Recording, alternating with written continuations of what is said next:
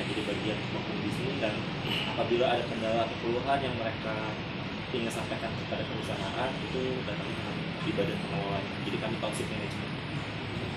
Boleh mungkin dari perusahaan. Sebelumnya mohon maaf ya, agak telat ya, agak siang karena ada beberapa kendala juga. Jadi pertama-tama mungkin perkenalan dulu. Saya Ride, saya dari P3I sama teman-teman ya. Ya boleh. Saya Deriska. Mungkin pertama-tama ini dulu kayak latar belakang dulu nih. Boleh, saya udah catat sih. Saya kan nggak hafal latar belakang perusahaan, saya nggak hafal, tapi saya sudah. Sebelumnya saya memang di sini bekerja bergabung sama Agung Podomoro Land itu di 2015. Saya udah 7 tahun bergabung sama APL atau Agung Podomoro Land. Jadi mungkin sedikit banyaknya saya bisa membantu untuk menceritakan dari mana inflasi itu sendiri. Oke, Agung Podomoro Land itu didirikan di tahun 1909 oleh Bapak Kaliman atau Bapak Anton Kaliman. Dia itu founder, dan sudah 53 tahun Agung Podomoro Land berdiri. Untuk proyek pertamanya itu dia ada di kompleks perumahan di daerah Jakarta Selatan. Itu proyek pertamanya. Nah, next projectnya pembangunannya itu dari 69 ke 73 itu pembangunannya dari 69 ke 73 selesai yang di proyek pertama di Jakarta Selatan. Di tahun pertama pun Agung Podomoro sudah menjadi pelopor properti atau real estate sebagai perumahan terbaik di Jakarta pada saat itu. Dengan next projectnya itu di daerah Jakarta Utara. Kayak gitu. Jadi sekarang sudah mulai berkembang ke seluruh Indonesia, termasuk ada Karawang, Bogor, terus selain di Jakarta ya, ada di Batam, Bandung, Medan, ada juga di Borneo, kayak gitu, atau Balikpapan. Oke. Apa pertanyaan tadi? Langsung aja. Langsung ke inti aja. Oke, langsung ke inti aja boleh. Tanya dulu. Oke. Jadi kan ini tugasnya tuh ngomongin masalah komunikasi gitu ya dalam perusahaan. Boleh lah. Boleh ini pertanyaan pertamanya apa? Pertanyaan pertama itu, selama Bapak menjabat sebagai manajer atau supervisor di sini, apakah pernah ada masalah terkait manajemen, komunikasi atau organisasi ataupun kepemimpinan, Pak? Oke. Sebenarnya to be a leader tuh yang baik itu kita harus punya attitude dan positive vibes ya. Pentingnya seorang pemimpin punya attitude itu yang pertama, dia itu harus tenang dalam bersikap atau dalam memimpin suatu tim. Fungsinya supaya ketika kita ada masalah, kita tuh tidak tergesa-gesa dalam mengambil suatu keputusan dan tidak bikin timnya pun jadi nggak tenang. Jadi kalau kita tenang, oh iya gimana masalahnya apa, kayak gitu. Dan kita sebagai leader itu harus bisa mendengarkan. Nah, itu harus bisa mendengarkan apa masalahnya. Jangan sampai permasalahan komunikasi pertama itu adalah ketika kita langsung mengambil kesimpulan tanpa menganalisa. Jadi ketika staff kita misalnya menceritakan ada masalah, oh ya udah saya tahu gitu. Padahal itu belum selesai. Kayak gitu. Jadi coba kita dengarkan, kita analisa. Apa sih masalah sebenarnya? Kayak gitu. Itu poin utamanya. Terus membuka komunikasi. Ya, itu hal yang paling penting, membuka komunikasi. Seorang pemimpin harus dapat membuka komunikasi untuk menjadi seperti kita.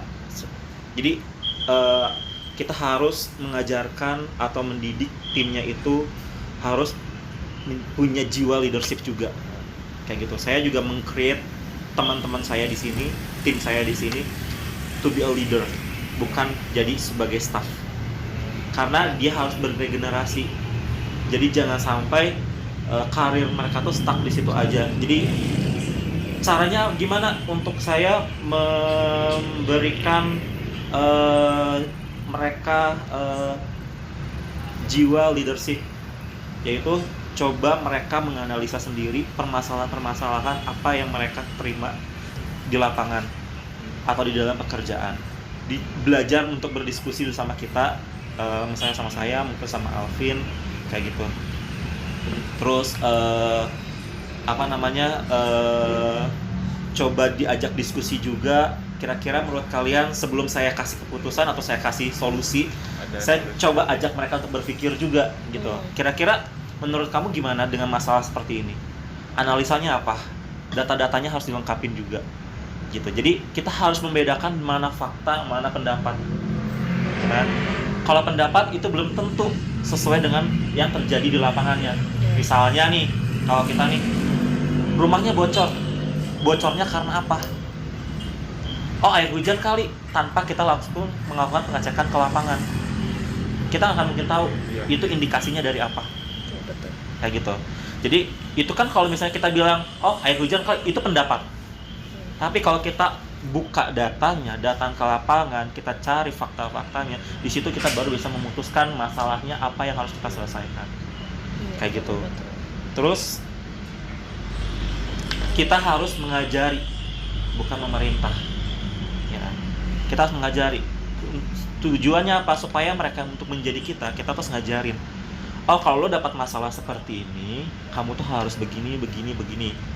Jangan seperti ini. Karena kita kasih tahu alasannya kenapa kamu harus begini. Karena kalau begini, kamu bakal begini. Kalau kamu ambil keputusan ini, kamu bakal begini. Kita kasih positif dan negatifnya apa. Iya, betul. Kayak gitu. Kalau kita menjadi atasan yang suka memerintah, ini kerjain ini, mereka nggak tahu apa-apa. Kerjaan juga akan selesai, nggak akan ada solusinya, dan nggak akan bikin mereka juga untuk berkembang. Kayak gitu. Terus memberikan dan meminta feedback.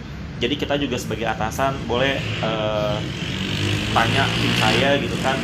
Kalau saya selalu misalnya ada yang ini salah nih, kamu nggak boleh begini. Saya kasih feedback juga. Terus saya juga ketika mereka melakukan hal yang positif, saya juga memberikan apresiasi ke mereka. Itu konsepnya memberikan. Jadi kamu sudah bagus, kamu telah bekerja dengan baik, tolong pertahankan, kamu begini. Apa yang perlu di feedbacknya? Yaitu, kekurangan kamu di sini, tolong kamu tingkatkan. Ini masih bisa, misalnya kamu coba sharing sama saya seperti apa yang jadi kendala itu. Jangan sampai tidak ada komunikasi sama sekali. Komunikasi itu paling penting. Kayak gitu. Terus meminta feedback tuh sayanya pada timnya. Karena mereka yang tahu rasanya di-lead sama saya. Kira-kira apa sih yang perlu saya tingkatkan? Kita nggak boleh gengsi soal itu. Jadi harus kita juga untuk bisa lebih upgrade. Itu kan kebaikan untuk kita sendiri ya. Karena ya menerima masukan, nggak boleh gengsi. Kayak gitu. Kita harus lebih upgrade. Kita nanya, mereka juga jangan sampai ragu untuk mengeluarkan pendapat. Caranya apa? Saya mendekatkan diri ke mereka. Ketika mereka ada apa-apa, mereka tidak pernah sungkan untuk speak up kayak gitu. Jadi jangan jadi atasan yang ditakuti, tapi jadi atasan yang dihargai. Kalau atasan yang dihargai itu akan merasa segan, ada rasa segannya gitu. Tuh. Itu sih poin, itu sebenarnya bagian masuk ke dalam poin komunikasi. Kayak gitu. Intinya kita harus membuka komunikasi, mendengarkan, menganalisa permasalahan-permasalahan yang terjadi di lapangan atau yang dialami oleh timnya. Kayak gitu. Mungkin ada pertanyaan selanjutnya, boleh ya? Ya, terus mengapa gitu bisa terjadi? Nah, apakah itu ada faktor internal, apakah eksternal gitu? Iya. Yang miskomunikasi itu ya. Itu bisa jadi internal, bisa jadi eksternal. Kayak gitu. Kalau permasalahan internalnya mungkin kita bisa berkaca sama pemimpinannya misalnya dia masuk ke kategori yang mana, dia menutup komunikasi kayak ya udah gue paling benar gitu misalnya, atau eksternalnya dari ada keraguan dari si timnya untuk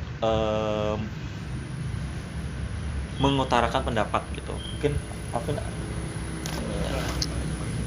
kayak gitu.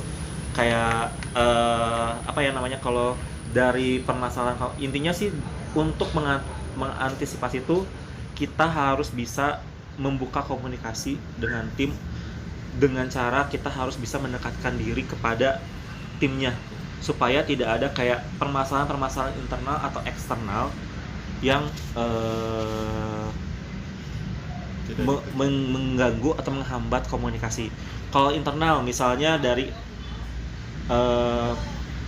staffnya susah untuk mengutarakan pendapatnya dia atau permasalahan yang sedang dia alami karena dia, saya takut dimarahin nih sama atasan saya, padahal saya lagi ada masalah nih ini. Jadi udah takut duluan. Kalau saya ngajarin ke anak-anak itu, kalau kamu benar ucapkan, kalau kamu salah akui dan terima konsekuensinya. Dan saya selalu mencontohkan itu. Ketika tim saya salah, saya akui, Pak, kita ada masalah ke atasan saya nih. Pak, kita ada masalah seperti ini, permasalahannya seperti ini. Kira-kira Bapak gimana nih Pak? Kita permasalahan seperti ini.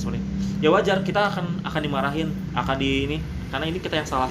Misalnya di bagian administrasi kita ada yang kelewat. Ketika kita audit itu kita pasti akan kena banget, kayak gitu kan. Kita utarain nih, daripada atasan kita tahu dari orang lain, saya sendiri yang lebih baik untuk bicara. Pak, ini kita ada masalah gini nih, ini kesalahan dari saya kurang koordinasi atau apa, mungkin saya kurang pengecekannya atau bagaimana, saya akan jelasin itu.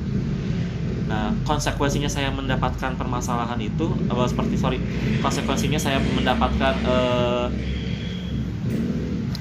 teguran keras dari atasan saya, itu udah menjadi resikonya saya gitu, dan saya harus terima kayak gitu. Kalau permasalahan eksternal mungkin bisa dari divisi lain kayak gitu kan, ada miskomunikasi. Makanya kita mengantisipasi itu yaitu dengan memo. Misalnya nih ada komplain dari customer, kita tulis komplainannya apa, kita lampirkan suratnya, kita buatkan memonya. Jadi pada tanggal, misalnya kita di memo pada tanggal pada hari Jumat, misalnya tanggal 6 Januari 2022 ada komplain dari pemilik unit atau yang ini berupa ini. Kita sampaikan isinya, surat terlampir. Jadi suratnya juga harus dilampirin sebagai bukti atau dasar bahwa masalah itu ada gitu. Nah, itu untuk meminimalisir miskomunikasi yang terjadi secara eksternal. Kayak gitu. Itu aja sih. Oh, jadi kalau dari template mah udah kejauh semua gitu ya, Kak. Aku mau tanya satu lagi gitu. Karena kan masalah tuh udah pernah ada gitu. Terus udah ada solusinya, tapi pernah nggak terulang lagi gitu masalah itu? Ya, betul. Pertanyaan sangat bagus sekali ya. Itu kalau permasalahan yang ada itu sudah pernah selesai dan terulang kembali, kita harus evaluasi. Kok bisa ini terulang kembali? Apa yang salah? Sedangkan masalah ini udah pernah terjadi. Otomatis penyelesaiannya sama kan? Cara penyelesaiannya sama, cara mengambil keputusannya sama, cara menindaklanjutinya juga sama. Berarti apa yang harus dievaluasi adalah kitanya. Apakah dari kita ini sudah melakukan yang terbaik belum? Kok bisa kesalahan yang sama terulang kembali? Kenapa? Penyebabnya apa? Itu harus kita evaluasi kembali. Dari hasil evaluasi itu, kalau saya biasanya kumpul dengan tim, oke, kita punya masalah yang sama. Dan masalahnya ini terus, dan penyelesaiannya ini lagi. Kira-kira apa yang salah? Mari kita evaluasi. Kita buka data-datanya. Kita lihat analisanya. Kita buka pendapat dari semua tim. Kenapa? Karena pendapat-pendapat dari tim itu kita bisa memastikan mana solusi terbaik yang akan kita ambil. Apa yang kita nggak kepikirin bisa kepikiran sama orang lain. Begitu juga apa yang nggak mereka pikirkan bisa kepikiran oleh kita. Kayak gitu. Jadi kita harus ada evaluasi dalam menyelesaikan masalah-masalah supaya masalah yang sebelumnya itu tidak terulang kembali untuk yang ketiga, empat, dan kelima. Kayak gitu sih. Mungkin tambahan sedikit dari mengenai kejadian yang berulang begitu. Mungkin permasalahannya kalaupun misalnya memang itu lagi dan solusinya itu lagi, berarti untuk penyelesaian sendiri kita nggak bisa langsung sekaligus.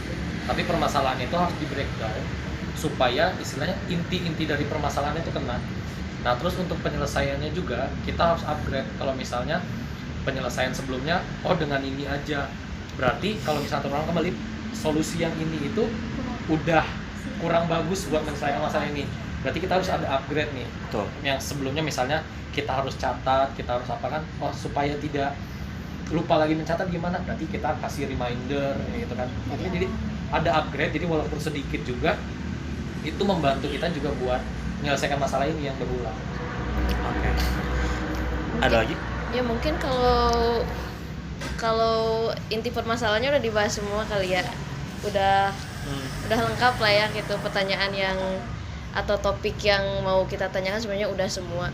Sebenarnya aku ada penasaran sih, out of topic dari ini gitu ya. Ini mah pertanyaan saya pribadi gitu ya. Kebanyakan yang kerja di sini itu jurusan apa ya, Pak? Oke, kita diversity sih. Kita nggak ya, ada juga beberapa divisi yang memang membutuhkan lulusan-lulusan tertentu. Misalnya kayak project. Kita kan di sini ada beberapa divisi ya. Ada divisi project, marketing, finance, sama badan pengelola. Badan pengelola juga mengerucut lagi. Ada HRD juga ya. Kalau HRD pasti otomatis spesifik ya. Kalau di tim saya, kita customer service, itu saya diversity. Saya dari ilmu komunikasi. Saya juga karena saya duduk di bidang atau saya berdiri di bidang properti di sini, bekerja di bidang properti. Saya pengen reach akan culture-nya di tim saya. Saya harus ada tim yang ngerti soal arsitektural, sipil, dan konstruksi. Saya punya Pak Alvin. Pak Alvin lulusan arsitek. Terus saya punya Ibu Sonia. Sonia, gue lupa lulusan apa. Pokoknya kalau nggak salah Sonia juga dia ada entertainment-nya juga karena dia pernah bekerja di bidang entertain. Jadi saya tuh pengen diversity, dan saya nanti juga mau cari tim yang bergerak di bidang hukum karena kita ada punya klausel-klausel yang harus dimengerti secara hukum. Contohnya izin mendirikan bangunan untuk renovasi rumah. Oke, itu kita harus bisa menjelaskan ke pemilik unit itu klausul-klausulnya seperti apa, dasar hukumnya seperti apa. Apabila ada pelanggaran atau apa yang menjadi konsekuensinya. Nah, makanya saya tuh harus tim saya kan garda paling depan nih, front office atau frontliner. Jadi kita tuh harus reach akan culture dan knowledge kayak gitu. Jadi dari ilmu komunikasi saya sampaikan cara berkomunikasi dengan baik dan benar, cara menatap, cara gestur, body language kayak gitu. Jangan sampai mati dalam kata-kata. Jangan sampai kalau ketika konsumennya marah, itu apa sih yang harus kita lakukan? Yaitu didengarkan. Jangan dijawab. Jangan dipotong pembicaraan, itu sangat krusial banget. Memotong pembicaraan itu adalah sangat krusial. Orang sudah lagi emosi, kita potong makin emosi. Jadi biarkan dia berbicara. Ketika kita bicara pasti dipotong lagi sama mereka. Diam dulu.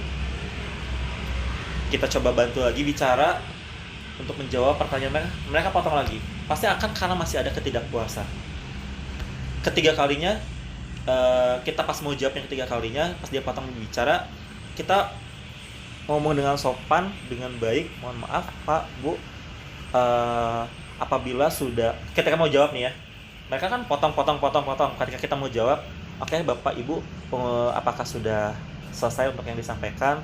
Karena saya mau menjawab pertanyaan Bapak sama Ibu, tapi mohon maaf Pak untuk tidak memotong dulu pembicaraan saya supaya pesan yang saya akan sampaikan itu diterima. Jadi ketika saya sudah selesai bicara, boleh nanti Bapak Ibu boleh ajukan pertanyaan atau menjawab dari apa yang sudah saya jawab. Kayak gitu. Oke, siap. Kayak gitu sih. Jadi semua jurusan juga berpeluang. Ya, tadi itu dari segi customer service. Terus dari segi HRD itu pasti lulusan dari manajemen atau psikologi. Karena mereka yang hiring, mereka harus memfilter mana yang layak, mana yang cocok dengan kriteria yang kita butuhkan, mana yang tidak. Kayak gitu. Terus kalau untuk marketing itu ya dia punya mereka nggak mesti harus lulusan D3 atau S1. Yang penting punya skill komunikasi yang bagus. kayak gitu. Kayak resepsionis, kita lulusannya SMA. Terus kalau general affair yang berhubungan dengan kehumasan dia lulusan public relation atau manajemen kayak gitu. Jadi diversity sih, kita tergantung posisi dan divisinya masing-masing. Kalau kita juga ada tim legal juga atau legalitas, itu harus sarjana hukum, itu fix, itu harus sarjana hukum. Kalau finance and accounting, jadi dia harus berhubungan sekolahnya atau S1-nya berhubungan dengan finance juga kayak gitu. Kalau customer relations, kita juga punya customer relations, itu manajemen atau komunikasi. Tapi ada juga yang customer relation, tapi sekarang udah resign, arsitek juga. Karena kan ini bidangnya properti ya, jadi kita juga butuh sih tim-tim yang ada di bidang pelayanan yang punya background arsitek atau sipil. Itu kalau engineering itu udah pasti spesifik ya, dia harus ngerti mechanical, electrical, plumbing, arsitek, sipil dan segala macamnya yang berhubungan dengan engineer. Jadi nggak bisa sembarangan. Jadi mungkin ada beberapa divisi yang bisa diversity, ada beberapa divisi yang harus spesifik, tergantung kebutuhan dari divisi itu tersendiri. Gitu. Jadi teman-teman ada pertanyaan lain nggak? Itu sih mungkin ini pertanyaan terakhir ya. Ya, boleh. Agak ini mah pribadi gitu ya Kak. Kan tadi Kakak tuh bilang dari ilmu komunikasi ya. Terus sekarang bisa banget gitu ngejawab tentang manajemen. Menurut Kakak manajemen, pelajaran atau ilmu tentang manajemen itu berfungsi banget nggak gitu buat sekarang gitu? Terus manfaat yang sangat dirasakan dari ilmu manajemen yang pernah Kakak dapat atau pernah belajar gitu, apa gitu Kak? Oke. Sebelumnya kalian jurusannya apa? Humas. Beda-beda sih. Humas, maksudnya komunikasi ya? Akuntansi. Semester berapa? Oh, semester 1 berarti jurusan baru jadi 1 ya? Oke. Kalau saya kebetulan saya ngambilnya public relation atau bisa dibilang humas juga. Kalau di public relation itu belajar semua. Manajemen juga belajar, manajemen konflik juga belajar, komunikasi psikologi communication juga belajar, komunikasi politik juga belajar, broadcasting juga belajar soal terus cara kita menjawab pertanyaan itu juga diajarin kalau komunikasi.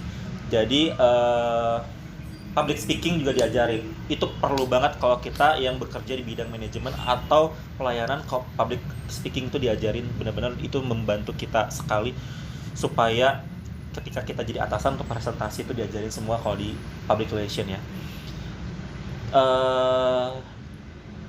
Manajemen itu saya belajar di sini itu, kalau di sini saya belajar manajemen juga iya, problem solving juga iya, karena kita juga ada training juga, training center. Jadi perusahaan, jadi gini, saya beruntungnya saya bekerja di sini, perusahaan ini menjadikan kita itu sebagai aset dari perusahaan, bukan pekerja di perusahaan. Jadi kita tuh benar-benar sangat-sangat difasilitasi. Bukan hanya difasilitasi dari kesehatannya, jaminan masa tuanya, kayak gitu, salary dan bonusnya, kayak gitu. Itu poin plusnya juga gitu kan. Tapi kita juga diajarin kayak training center. Di training center itu kita tuh dibuka. Lo mau training apa nih? Gua lagi buka training ini. Semua kebutuhan manajemen, kebutuhan masing-masing divisi itu ada. Kalau saya divisi customer service, ini customer service mau belajar apa? Ini banyak. Kayak gitu disiapin. Ada di situ semua. Jadi pelajaran dari kuliah ada yang saya bisa implementasikan di sini. Manajemen juga saya banyak belajar di sini. Jadi di sini tuh kita saling mengajari. Saya juga nggak kuliah sipil, saya nggak kuliah arsitektur, saya nggak kuliah konstruksi, saya belajar semua di sini secara otodidak. Banyak bertanya, banyak nanya, otomatis knowledge kita juga akan bertambah. Yang penting satu, mau belajar, kayak gitu. Pak Alvin juga kan nggak belajar, kuliahnya nggak belajar komunikasi, tapi dia belajar komunikasi di sini. Saling mengajari. Ya, karena saya boleh tanya Pak Alvin atau mungkin yang kenal sama Bu Sonia, saya tuh banyak nanya walaupun ke staff saya. Karena belajar itu sama siapa aja. Kalau kita mau ngebuka diri untuk belajar sama siapapun tanpa memandang itu dia siapa, kita akan reach akan knowledge-nya gitu, akan bertambah lagi kemampuan kita dalam knowledge-nya gitu. Kalau menurut saya sih seperti itu, kayak gitu. Karena pertanyaan yang kemarin dikasih ke saya itu sebenarnya jawabannya tuh semua sama. Iya. Jadi makanya tadi saya langsung dari satu pertanyaan itu saya jawab untuk secara keseluruhan, kayak gitu, betul. Paling udah ya tadi Iya. udah pertanyaan terakhir. Yang lain udah nggak ada. Mungkin udah ya Pak, segitu aja mungkin wawancaranya. Boleh. Ya terima kasih ya Pak udah meluangkan waktu. Ya mohon Sama-sama. maaf juga buat mengganggu waktunya mungkin ya Pak. Kebetulan hari Jumat itu biasanya Jumat itu kita full activities ya. Ya. Kamis Jumat itu full activities. Kamis kemarin meeting juga cuma sedikit. Hari ini nggak ada meeting sama sekali. Jadi kayak kebetulan aja momennya memang pas gitu. Iya, alhamdulillah. Emang udah rezekinya teman-teman semuanya. Kayak gitu. Mungkin udah sih Pak.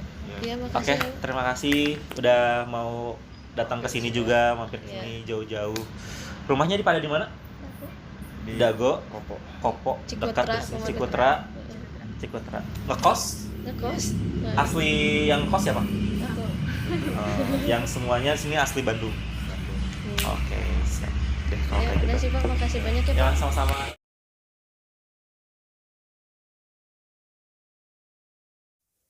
Pembahasan penting mengenai wawancara yang sudah dilakukan dengan narasumber terkait dengan masalah komunikasi dalam suatu perusahaan.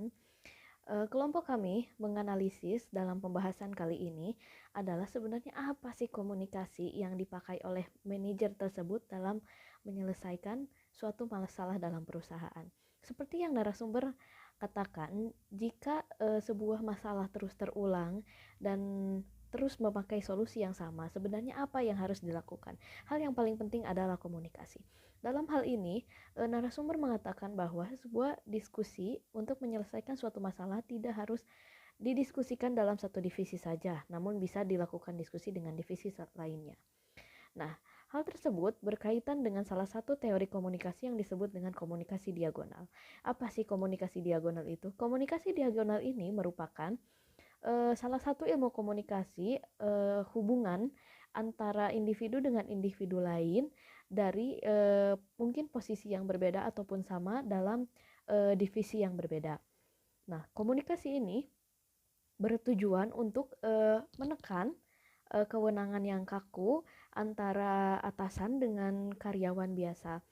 Nah, dengan komunikasi tersebut, harapan seperti yang disampaikan oleh narasumber, harapan hubungan antara atasan dengan karyawannya bisa terjalin dengan baik dan pertukaran informasi bisa dilakukan secara fleksibel dan luas. Sehingga pengambilan keputusan atau pengambilan solusi dalam suatu masalah dapat dilakukan secara efektif dan tidak terulang kembali jika hubungan atau pertukaran informasi dilakukan secara lancar. Setelah membahas tentang komunikasi, sekarang kita beralih kepada materi gaya kepemimpinan. Ada 2 gaya kepemimpinan yang sudah saya simpulkan. Yang pertama, gaya kepemimpinan demokratis, di mana pemimpin-pemimpin di sini akan sangat mendengarkan dan memberikan kesempatan kepada para karyawan untuk memberikan saran. Karyawan yang memiliki pemimpin dengan gaya kepemimpinan tersebut akan lebih bebas bersuara. Keunggulan dari kepemimpinan tersebut yaitu karena banyaknya diskusi akan memperkuat kerjasama tim. Gaya kepemimpinan yang kedua yaitu gaya kepemimpinan transformasional, di mana leader menginginkan timnya ke arah yang lebih baik dengan perwujudan training soft skill dan sharing knowledge. Baik, jadi di sini saya akan membahas cara mengambil keputusan yang terprogram. Nah, banyak sekali di perusahaan yang mengalami masalah yang berulang kali terjadi dan sering terjadi dan penyelesaiannya itu mulu. Nah, itu dikarenakan adanya masalah baik dari faktor internal maupun eksternal. Nah, cara mengambil keputusan setengah terprogram atau setengah terstruktur yaitu keputusan yang sebagian dapat diprogram, sebagian berulang-ulang dan rutin, dan sebagian tidak terstruktur. Keputusan ini seringnya bersifat rumit dan membutuhkan perhitungan-perhitungan serta analisis yang terperinci. Jadi, dalam mengambil keputusan ini terdapat beberapa alasan bahwa keputusan kelompok lebih baik daripada keputusan individu. Di antaranya yang pertama, karena adanya proses interaksi antar anggota kelompok untuk memunculkan suatu ide atau gagasan yang tidak terpikirkan sebelumnya oleh para anggotanya. Nah, jadi menurut kami harus diadakannya evaluasi terlebih dahulu setelah kami tahu bahwa masalah itu sering terjadi, terus diadakannya rapat antar atasan sama bawahan itu bagus untuk mempermudah juga berkomunikasi saat ada masalah satu sama lain. Jadi kita lebih tahu bahwa atasan dan bawahan itu mempunyai masalah pribadi, tapi masalah itu bisa di-sharingkan sama atasan dan juga bawahannya gitu. Cukup sekian yang bisa saya sampaikan. Mohon maaf bila ada salah kata. Assalamualaikum warahmatullahi wabarakatuh. Jadi kesimpulan dari wawancara tersebut yaitu manajer harus dapat memecahkan permasalahan yang ada di sebuah perusahaan dan dapat menerima masukan-masukan yang diberi staf dan karyawannya agar tidak terjadinya miskomunikasi antara atasan dan bawahannya. Kemudian manajer juga harus bisa melakukan pendekatan kepada setiap karyawannya agar tidak terjadi hal-hal yang tidak diinginkan. Berikut sikap yang harus dimiliki seorang manajer. Yang pertama adalah attitude yang baik, tenang dan tidak tergesa-gesa saat mengambil keputusan, mendengarkan suara karyawan, menganalisa secara menyeluruh permasalahan yang ada di perusahaan tersebut. Yang terakhir, membuka komunikasi dan berusaha membuat karyawannya juga menjadi seorang leader di perusahaan tersebut.